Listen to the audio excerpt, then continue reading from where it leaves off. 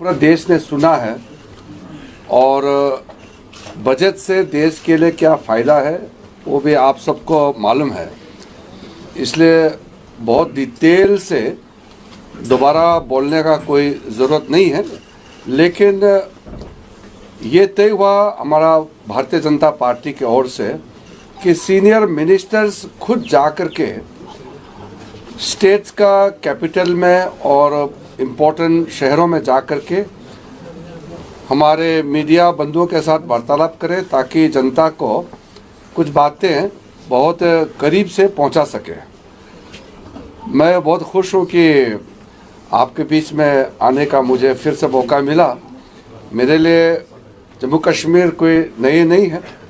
मैं अलग अलग विभाग संभालते समय हर विभाग में यहाँ बहुत करीब से काम करने का मौका मिला है। आज बजट के बारे में चर्चा करना है थोड़ा सा। मुख्य रूप से आपको ये दिखना होगा कि बजट से आम लोगों को क्या मिला है और देश के लिए क्या फ़ायदा है। इस साल का 2025 और 26 का बजट जो पेश हुआ वो हिंदुस्तान को 2047 में विकसित भारत डेवलप्ड इंडिया बनाने के लिए जो फाउंडेशन लगाना ज़रूरी है वो इस बजट में लगाया है।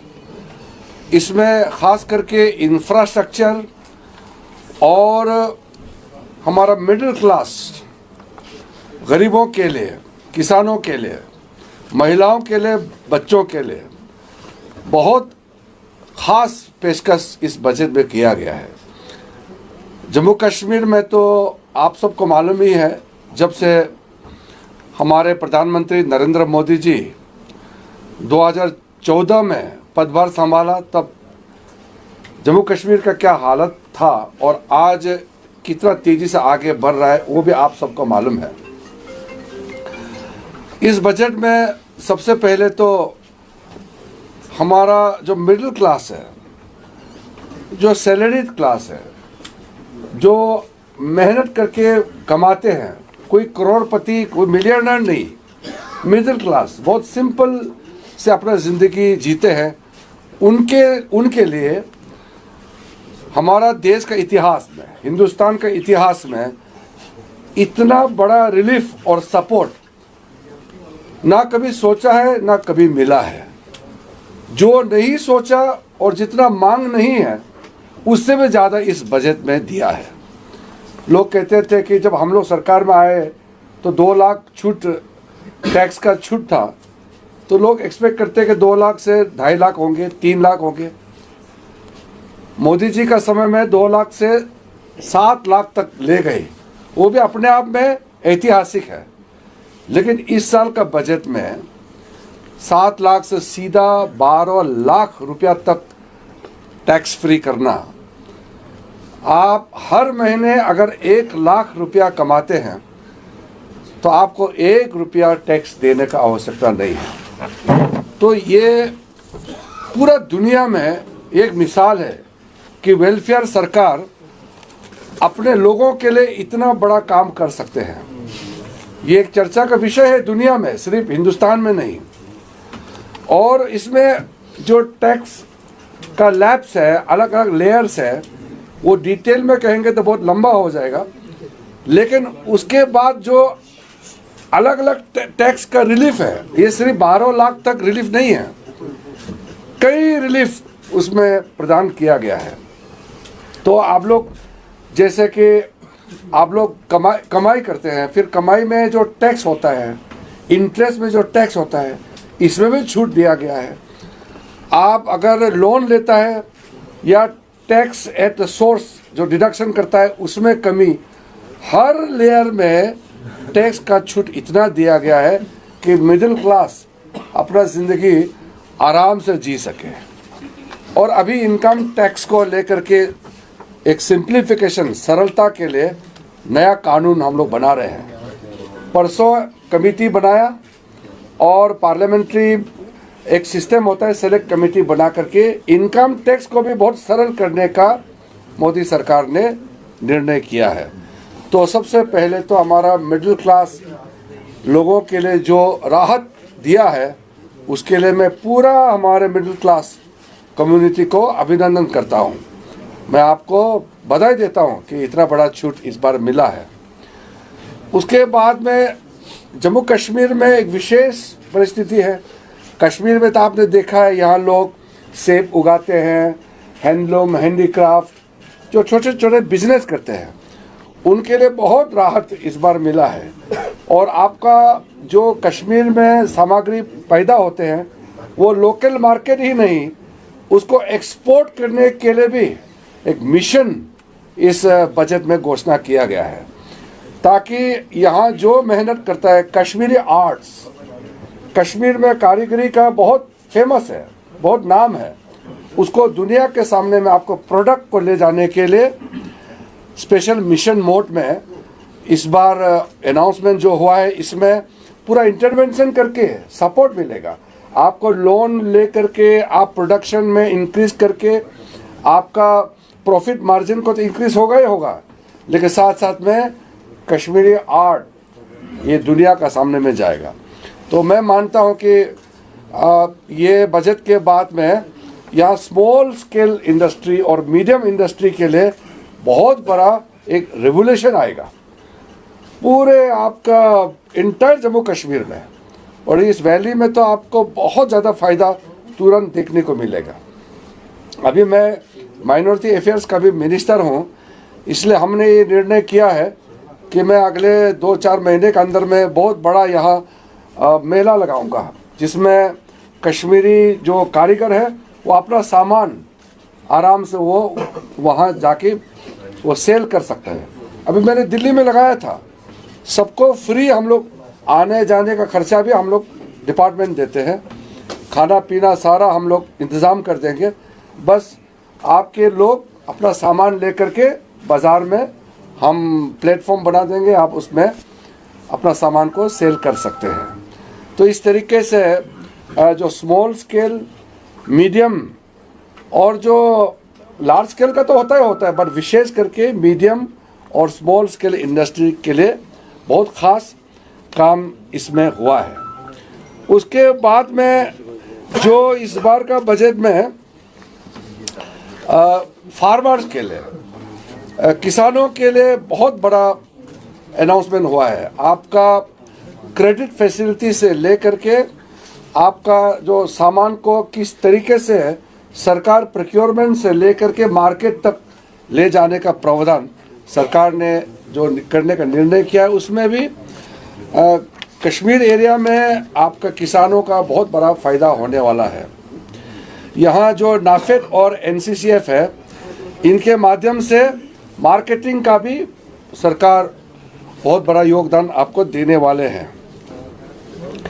युवाओं के लिए जो स्कूल और कॉलेजों में बच्चे पढ़ते हैं, उनके लिए नए नए इनोवेटिव, नए नए आइडिया को फैसिलिटेट करने के लिए अटल टिंकरिंग लैब का जो घोषणा हुआ है, उसमें युवाओं के लिए विशेष करके बहुत बड़ा अपॉर्चुनिटी खुलने वाले हैं।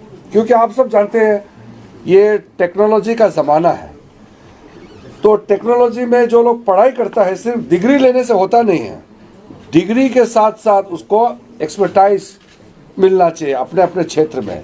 जो बच्चे जिस फील्ड में एक्सपर्ट है, इंटरेस्ट है, वो उसके लिए स्पेशल हम लोग रास्ता खोल देंगे।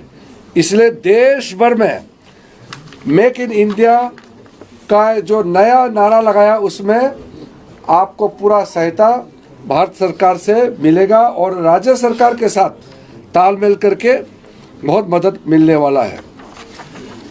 यहाँ आपके जो जम्मू कश्मीर में इंफ्रास्ट्रक्चर को लेकर के जो काम हुए हैं, मुझे बहुत लंबा इसमें बताने का आवश्यकता नहीं है। अभी अभी कुछ 2-3 सप्ताह पहले प्रधानमंत्री मोदी जी खुद आकर के यहाँ टनल का इनॉग्रेशन हुआ। उसी प्रकार से जो मेरे पास लिस्ट है, जैसे मैंने कहा, पूरा अगर हम लिस्ट आपको बताएंगे तो बहुत लंबा हो जाएगा, और आप सबको मालूम है कितना नेशनल हाईवे, रेलवेज का अलग अलग क्षेत्र में कई काम हो रहे हैं, जैसे कि मैं जब खेल मंत्री था, स्पोर्ट्स मिनिस्टर के रूप में जब मैंने काम किया, हर एक डिस्ट्रिक्ट में स्पोर्ट्स का मल्टी स्पोर्टिंग डिसिप्लिनरी का हॉल बनाया गया है हर एक डिस्ट्रिक्ट में। ये हिंदुस्तान में पहली बार हुआ है कि प्राइम मिनिस्टर स्पेशल पैकेज के तहत जम्मू कश्मीर में हर एक डिस्ट्रिक्ट में स्पोर्ट्स का फैसिलिटी खोला गया है। हमने विंटर स्पोर्ट्स का यहाँ आयोजन शुरू किया, अभी होने वाले हैं फिर गुलमर्ग में। तो मैं जब स्पोर्ट्स मिनिस्टर रहते समय गुलमर्ग में खेलो इंडिया विंटर गेम्स शुरू किया था। वो एक आकर्षक, आपको अट्रैक्शन, लोगों को कश्मीर की तरफ खींचने का बहुत बड़ा इवेंट है। युवाओं के लिए स्पोर्ट्स में आगे बढ़ाने का साथ साथ ये एक टूरिज्म की दृष्टि से भी बहुत बड़ा जम्मू कश्मीर के लिए ये काम हुआ है। और ये डल लेक में हमने वाटर स्पोर्ट्स का भी कार्यक्रम शुरू किया था। अभी तो विंटर है, शायद अभी तो ये वाटर स्पोर्ट्स नहीं हो रहा होगा, लेकिन समर में काफ़ी एक्टिविटीज़ करने का हमने शुरू किया है। उसके बाद में आपके यहाँ में हम लोग, मैं जब लॉ मिनिस्टर था, मैं जब कानून मंत्री था, तब भी आप लोग ने देखा होगा यहाँ नया हाई कोर्ट बिल्डिंग हम लोगों ने फाउंडेशन लगाया। अभी मैंने पूछा है, थोड़ा सा लेट हो रहा है मुझे बताया, लेकिन हर एक डिस्ट्रिक्ट में जुडिशरी का इंफ्रास्ट्रक्चर हो या आपका स्पोर्ट्स इंफ्रास्ट्रक्चर हो या बाकी डिपार्टमेंट का, ये एवरी डिस्ट्रिक्ट जम्मू कश्मीर का अंदर में जो बन रहा है, ये प्रधानमंत्री नरेंद्र मोदी जी ने जो फोकस्ड अटेंशन आपको जम्मू कश्मीर के लिए दिया है, उसकी वजह से ये देखने को मिल रहा है। एक ज़माने में जम्मू से या कश्मीर वैली में आना भी अपने आप में एक मुश्किल का हालत फेस करना पड़ता था, क्योंकि ये जो पास है जम्मू से उधमपुर होकर के आने में कितना दिक्कतें हैं। अभी तो टनल तो ऑलमोस्ट रास्ता ही कंप्लीट हो गया, ट्रेन का ऑलमोस्ट कंप्लीट हो गया। तो हमारा हिंदुस्तान का one of the most preferred destination और one of the most prosperous region के रूप में कश्मीर घाटी और पूरा जम्मू एंड कश्मीर बनने जा रहा है। यहाँ मैंने जो पीछे, मैं तो प्राइम मिनिस्टर का साथ में शुरू से मंत्री रहा है, पहले दिन से प्राइम मिनिस्टर का साथ में ओथ लेकर के मैंने खुद देखा है। प्राइम मिनिस्टर मोदी जी ने अपने मंत्रियों को, पूरे मंत्रियों को कहा कि सब अपना विभाग, अपना डिपार्टमेंट को समझने के लिए कश्मीर में जाना है और कश्मीर में ग्राउंड में जा कर के वहाँ इम्प्लीमेंटेशन में पूरा आप ज़मीनी हकीकत देखने के लिए जाना है। तो हर मंत्री आते हैं। तो मैं कई बार यहाँ आ चुका हूँ और 2014 से 2025 के बीच में जो बदलता हुआ हालत मैंने देखा है, मैं कह सकता हूँ कि विद इन शॉर्ट टाइम, बहुत लंबा टाइम इंतज़ार करने का आवश्यकता नहीं है। जम्मू कश्मीर सिर्फ हिंदुस्तान में ही नहीं बल्कि विश्व भर में सिर्फ खूबसूरत ही नहीं, one of the most developed region में ये जम्मू कश्मीर को माना जाएगा। इस तेज गति से आगे बढ़ रहा है। कई पॉइंट्स है, मैं अभी इसलिए इसको कट शॉर्ट कर रहा हूँ ताकि आपको कुछ पूछने का मौका मिलेगा, क्योंकि मेरा अभी मैं सब्जेक्ट मिनिस्ट्री डिपार्टमेंट वाइज जाएगा तो बहुत लंबा हो जाएगा, इसलिए मैंने एक ब्रीफ इंट्रोडक्शन आपको दिया है। अगर आपको क्लैरिफिकेशन और कुछ पूछना चाहते हैं तो आप पूछ सकते हैं। किरण जी, मैं देशपाल न्यूज़ से इमरान नाइक हूँ। मेरा सवाल ये है कि जब परसों यूनियन बजट पेश किया गया तो 41,000 जम्मू कश्मीर के लिए एलोकेट किया गया था, लेकिन यहाँ जो ट्रेडर्स है, यहाँ जो स्टेक होल्डर्स है, इवन की जो अपोजिशन पॉलिटिकल पार्टीज है, इवन के इलेक्टेड गवर्नमेंट जो यहाँ की है, तो उन्होंने कहा कि इतना एक्सपेक्ट नहीं था कि last year 42,200 budget Jammu Kashmir के लिए एलोकेट किया गया था। हालांकि इस बार पुलिस के लिए चूँकि 9,000 करोड़ का जो एलोकेशन है वो रखा गया। एक तो ये कि इसमें कमी क्यों की गई, तो उस पर स्टेक होल्डर्स ने भी बात की है। दूसरा मेरा ये है कि नेक्स्ट मंथ से यहाँ का स्टेट सेशन शुरू हो रहा है बजट का, तो वो बजट किस टाइप का होगा, चूँकि यहाँ अभी ड्यूअल गवर्नमेंट है, पावर्स पूरे नहीं है, सो आम लोगों के लिए वो बजट क्या मायने रखता है? देखिए, सबसे पहले तो जो बजटरी एलोकेशन है वो आपका स्टेट, अभी यूनियन टेरिटरी है, ये एलोकेशन उस हिसाब से है। फाइनेंस मिनिस्टर ने बहुत क्लियरली बताया कि जो आपका खर्चा करने का कैपेसिटी है वो पैसा अवेलेबल कर रहे हैं, उसके अलावा आपको जो भी ज़रूरत है वो पूरा किया जाएगा, क्योंकि पैसे तो आपको खर्चा करना है, खर्चा करने के लिए आपके पास कैपेसिटी चाहिए। तो जम्मू कश्मीर में जो सेंट्रल स्कीम्स ऑन गोइंग है उसका तो आपको हिसाब नहीं, इसमें ये तो आपको स्टेट को एलोकेट किया गया है। जो सेंट्रल स्कीम्स है और ऑन गोइंग स्कीम्स जो चलते हैं, वेलफेयर स्कीम्स और इंफ्रास्ट्रक्चर, उसको हिसाब करेगा तो लाखों में जाएगा, लाखों करोड़ में जाएगा। लेकिन जो आपको एलोकेट जो किया गया है वो इस हिसाब से कि आपने पिछले फाइनेंशियल ईयर में कितना खर्च आपने किए हैं और उस खर्चा करने का कैपेसिटी को देखते हुए आपको बजटरी एलोकेशन किया जाता है। वरना इस वक्त हमारे पास रिसोर्सेज का कोई कमी नहीं है, इसलिए इंफ्रास्ट्रक्चर में मैं तो अपोजिशन एमपी भी रहा हूँ, कई सालों तक मैंने पार्लियामेंट में देखा है जब कांग्रेस का बजट पेश करता था पूरा इंफ्रास्ट्रक्चर का बजट ही 1 लाख करोड़ था। अब आप सोचिए हमारे इंफ्रास्ट्रक्चर का बजट 11 लाख करोड़ पार हुए हैं।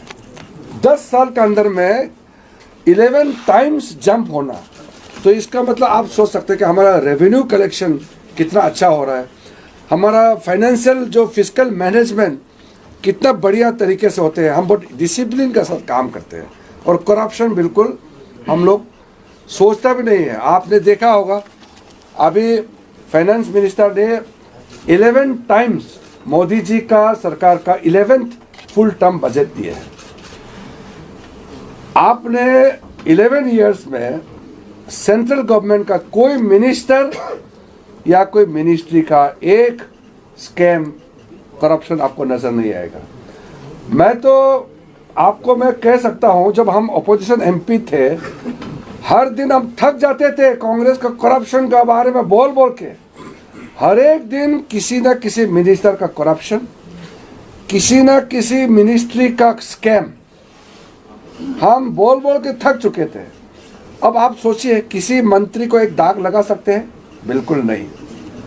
किसी मिनिस्ट्री को 1 रुपया का आप इधर उधर डाइवर्जन किया है आपको दिखाई नहीं देगा। इसलिए बहुत क्लीन एडमिनिस्ट्रेशन, करप्शन फ्री के साथ हम काम कर रहा है। उसका असर ये हुआ कि जम्मू कश्मीर के अंदर में world class infrastructure record time में काम हो रहा है। इसलिए जो total component of budgetary allocation में आप बिल्कुल फिक्र नहीं करना। सर, दूसरा सवाल जो इसके साथ मैंने किया था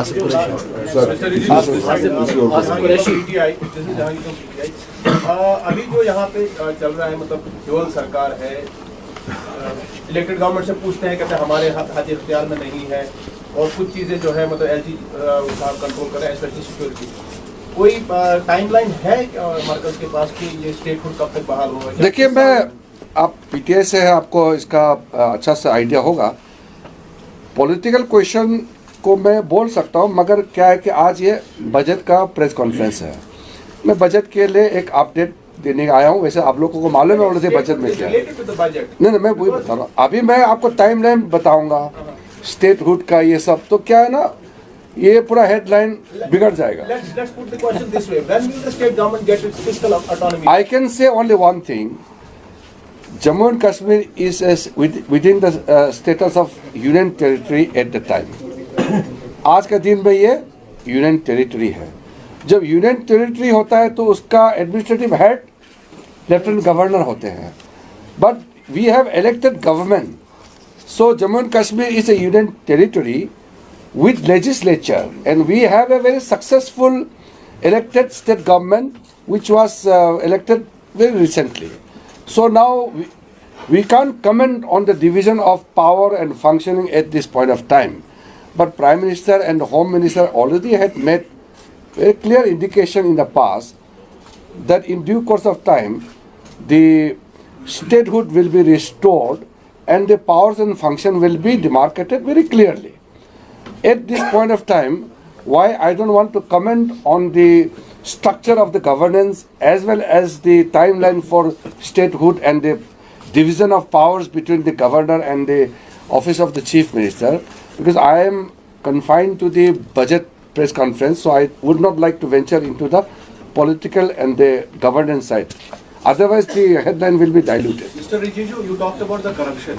So recently here, the ACB, which is under the Lieutenant Governor, they arrested 2 government employees for the scam in the Smart City project. Yes. And immediately, a couple of officers were shifted from the ACB. So when you talk about being transparent and Yes. having not tolerating the corruption, what do you have to say about that? And people say the rope has been a little halted after the transfer of the officers. Now, I believe what you said is very correct. Any act of corruption, if found out to be true, then strictest possible action will be taken. There is zero tolerance against corruption in our government. So if this kind of wrongdoings are found, then actions are being taken. That is why this particular case which you mentioned about was found out and are to be had taken place.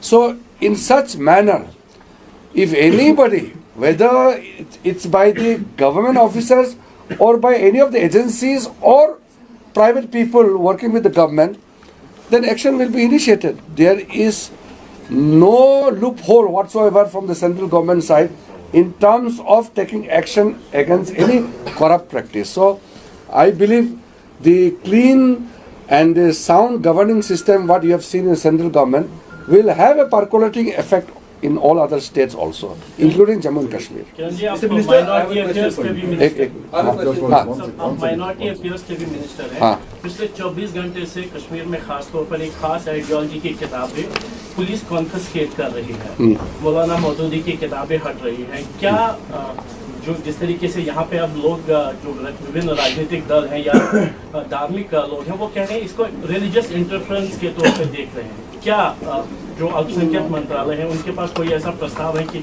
इस खास ideology को ban करना है? देखिए ऐसा नहीं है। देखिए मैं आपको एक बात बताता हूँ, मैं जब से माइनॉरिटी अफेयर्स मंत्री बना, हमारे देश में 6 माइनॉरिटी कम्युनिटीज है जो नोटिफाइड है। मुस्लिम, सिख, क्रिश्चियनिटी, बुद्धिस्ट, जैन, पारसी, सभी रिलीजियस लीडर्स और सभी सोशल ऑर्गेनाइजेशन से मेरा मुलाकात भी हुई। यहाँ एक प्रोपेगेंडा कभी होता है कि किसी माइनॉरिटी, किसी कम्युनिटी के खिलाफ कुछ नज़रअंदाज किया जाता है या गलत कार्रवाई होता है। ऐसा जो लॉ एंड ऑर्डर होता है वो स्टेट सब्जेक्ट होता है। जहाँ तक वेलफेयर स्कीम है भारत सरकार की ओर से, सबको बराबर नज़र रखते हुए माइनॉरिटीज़ को ज़्यादा ध्यान रखता है। लेकिन अगर आइडियोलॉजी के लिए या लॉ एंड ऑर्डर दृष्टि से अगर कोई एक्शन होता है तो वो सेंट्रल गवर्नमेंट से हम कुछ इस वक्त कमेंट नहीं करना चाहेंगे, क्योंकि मुझे इसका पूरा खबर नहीं है।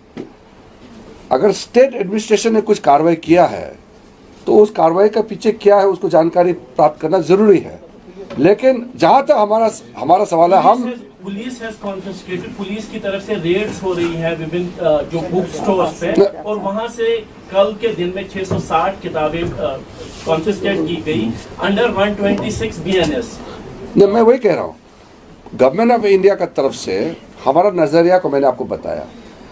अगर स्टेट का प्रशासन, स्टेट का जो एडमिनिस्ट्रेशन है, पुलिस हो या उसका कोई भी एजेंसी अगर कुछ कार्रवाई करता है तो कार्रवाई किस विषय में और किस कारण से किया है वो जब तक मैं जानकारी नहीं लूँगा तब तक मैं उस पर कमेंट नहीं कर सकता। क्योंकि मैं तो कल विदेश में था, रात को पहुंचा और सीधा कश्मीर में आया, तो इसीलिए मैं उसका डिटेल में अभी मैंने उसका जानकारी नहीं लिया। Sir, I have a question. As a minority minister, many Muslim organizations and the leaders have expressed concern and the reservations over the Waqf bill. How is the government addressing their concerns? One. Second is, if the bill is meant for the welfare of the Muslims, why there is a large-scale opposition from within the community as well as the opposition? देखिए एक चीज़ आप लोग, मैं आज कश्मीर में हूँ, आप लोग बहुत ध्यान से सुनिए। वक़्फ़ अमेंडमेंट बिल को लेकर के कई तरीके से अफवाहें भी फैलाया गया है और कुछ नैरेटिव्स भी चलाया गया है।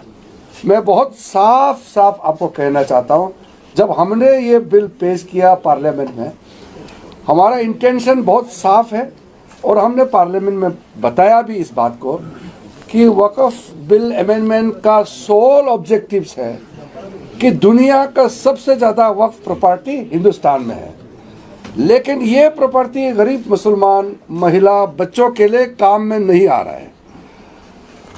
करोड़ों का वक्फ प्रॉपर्टी के बाहर में अगर कोई भीख मांग रहा है तो ये अफसोस की बात है।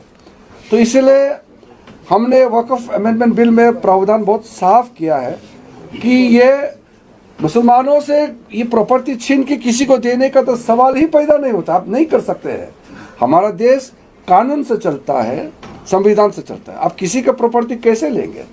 ये तो प्रॉपर्टी को ट्रांसपेरेंटली मैनेज करने का और वक्फ बोर्ड का प्रॉपर्टी जो कोर्ट में, ट्राइब्यूनल में पेंडिंग है और प्रॉपर्टी जो है इस्तेमाल नहीं हो पा रहा है, लोगों का भला के लिए कोई काम नहीं आ रहा है, इसलिए हमने वक्फ अमेंडमेंट बिल प्रपोज किया है।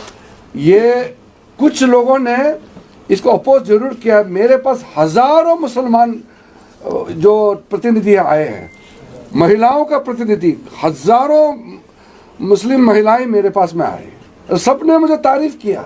Chandrababu Naidu and minister Nitish Kumar on board. हाँ, सब साथ में है।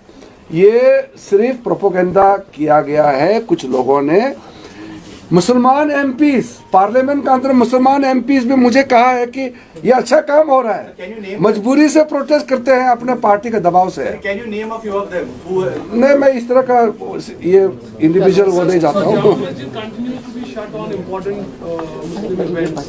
हाँ जी, Jama Masjid, last 6 years it's been shut or key. नहीं, मैं आपको फिर से कह रहा हूँ, लॉ एंड ऑर्डर, सिक्योरिटी और स्टेट का जो काम है उसमें मैं डिटेल में इसलिए टिप्पणी नहीं कर पाऊंगा क्योंकि जानकारी लेना पड़ेगा, नंबर 1। नंबर 2, मैं बजट का बात को लेकर के डाइवर्ट नहीं करना चाहता हूँ। नहीं तो आप लोग छपेगा वो चीज़, हम इतना अच्छा काम किए बजट में, आप वो नहीं छप करके निगेटिव न्यूज़ छपेंगे तो हमारा नुकसान होगा ना। जब अच्छा काम किए हैं तो अच्छा काम को लोगों के पास ले जाना चाहिए। तो मैं इतने कश्मीर में आए आपसे बात कर रहा हूँ और आप इसका खबर किसी को नहीं बताएंगे तो ये तो नुकसान जो है कश्मीर के लिए भी और मेरे लिए भी, पार्टी के लिए भी। किरण जी एक सवाल है, बजट ओनली। आज जिस तरीके से वादी कश्मीर की जो फ्रूट इंडस्ट्री है उसको यहाँ की इकोनॉमी का बैकबोन समझा जाता है, लेकिन गुज़िश्ता सालों से यहाँ के जो फार्मर्स हैं वो ये शिकायत कर रहे हैं कि जो फ्रूट है वो दूसरी कंट्री से इम्पोर्ट किया जाता है और उस पर ड्यूटीज जो हैं, ड्यूटी टैक्सेस जो हैं वो बिना ड्यूटी टैक्सेस के यहाँ पर आता है, जिसकी वजह से यहाँ की जो फ्रूट ग्रोवर्स हैं उनको काफ़ी नुकसान देखने को मिलता है। क्या उस पर आने वाले दिनों में कुछ? बिल्कुल, अपने कश्मीरी सेब तो दुनिया का बेस्ट में माना जाता है। यहाँ का सेफ्रन हो या यहाँ का वालनट हो, कोई भी हो, यहाँ का लोकल ग्रोवर्स एंड प्रोड्यूसर्स का इंटरेस्ट को प्रोटेक्ट करने के लिए हम प्रतिबद्ध हैं। अगर कोई इस तरह का सामने में आ रहा है तो मैंने आपको थोड़ा सा जिक्र किया, हम